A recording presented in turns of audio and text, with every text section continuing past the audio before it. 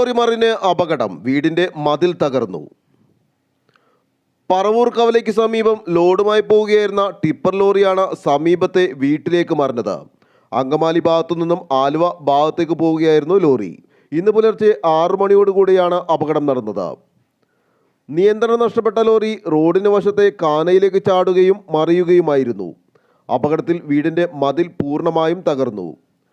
Driver നിസ്സാര പരിക്കുകളോടെ രക്ഷപ്പെട്ടു.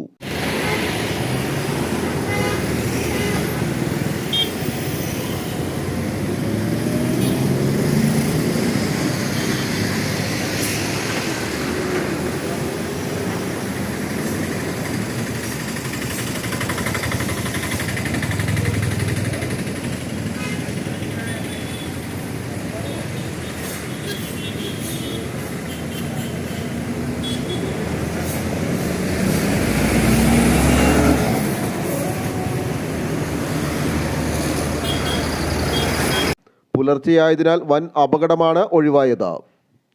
ആലുവ ലൈവ് ന്യൂസിനു വേണ്ടി സിദ്ദീഖ് കാരക്കാടിനൊപ്പം സനൂപ് കളമശ്ശേരി.